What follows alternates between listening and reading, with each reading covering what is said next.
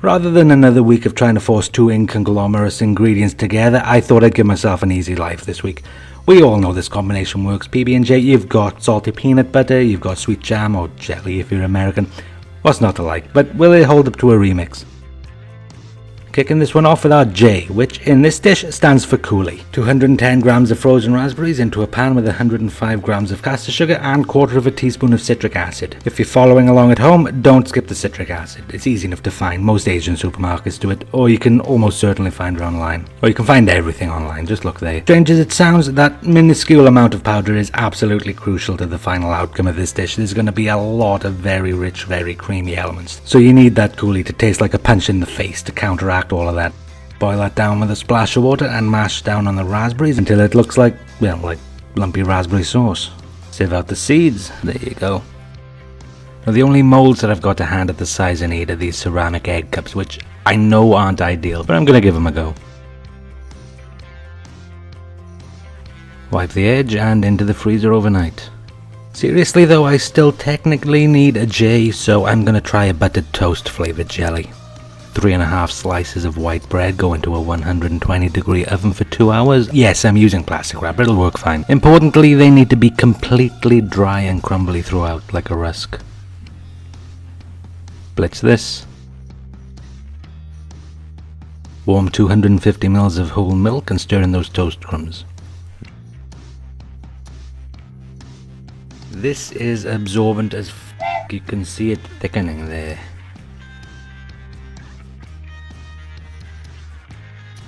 $30 grams of caster sugar. I'm going to have to add some more milk to this.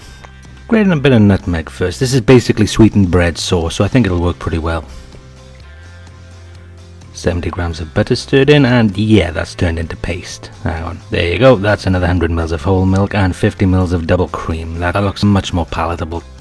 Get this well, let's get half of this jellied.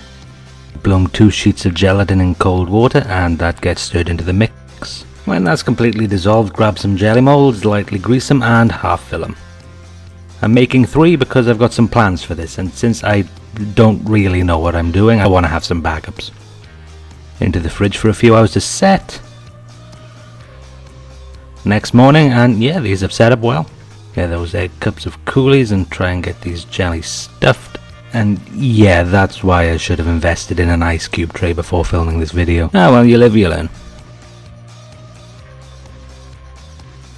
I think that bit of melted coulis is going to cause some problems with the two halves of this jelly joining together. Try and save it, but fingers crossed, but I'm preparing for the worst. Still, that's why I made backups. Let's try and get this blue one in a bit more carefully. Gah! See, it's just melting too quickly. Top it up quickly anyway, see how it goes. Right, here we go. Last chance, we can do this. I'm not going to make the same mistake 3 times in a row. Let's start off with a little barrier of jelly so the coulis can't leak out, and now carefully spoon coulis into that little recess bit by bit. So far so good. Build up the layers. Will this work? I have no idea, but we'll find out. Cross your fingers and let's get it back into the fridge with the others to set. So far this is a lot of soft on soft, so to try and get a little bit of texture into the dish, I'm going to try caramelizing a slice of Melba toast. Turn my toaster down low and in with another slice of that plastic wrap bread. Peanuts chopped while I'm waiting. Toast is done, crusts come off. Switch to a bread knife, then carefully slice this through the middle. Now you can see a lot of bready crap on the surface of this, which needs to be got rid of. Board. Stupid as it sounds, this does the job.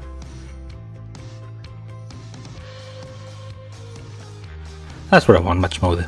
Caramel. Sugar goes into a pan and let it melt. Get a non-stick mat ready, sprinkle of salt onto that so that it sticks to the sugar. How long does it stay soft when it's off the heat? Let the sugar do its thing, and when it's caramelized, in with the toast, soft side down. Flip it, and when it's covered, out of the pan, flip the camera like a fucking ninja and drop the toast into the salt. Both sides, sprinkle on those peanuts, and when it's cooled, it's done.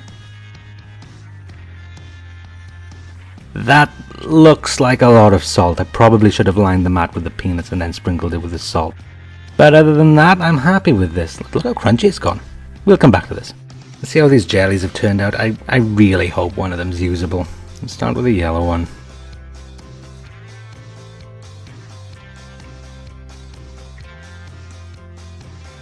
Yeah, that's what I was expecting. You can see the coolies just stopped the two halves fusing together, so it's just a jelly bowl with a jelly lid. Nice marble effect where it's come out though. Shame it's not what we're after for this. What about the blue one? Move this over so I can get it into frame. Oh, no, I can see trail. Oh, God. Wait, I know how to fix this. I can fix this. Perfect. Yeah, even without the gaping wound on the other side of this one, this is just jelly with a lid.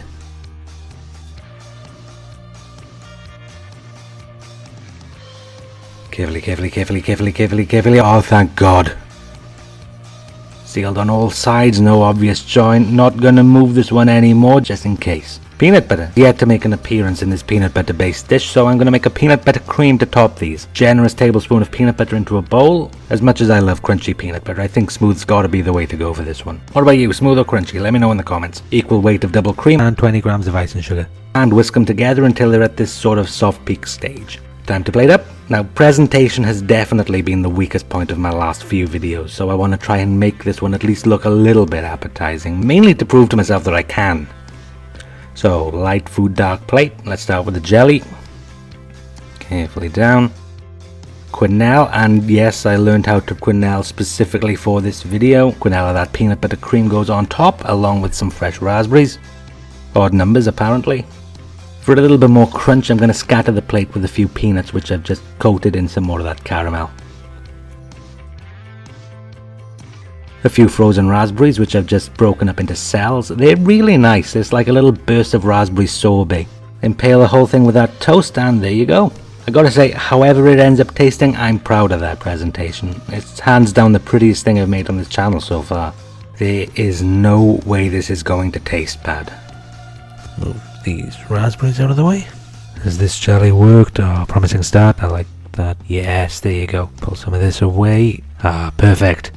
That is exactly what I wanted with that. Could have probably hollowed out a little bit of the top to fit some more in, but other than that, that's exactly what I wanted.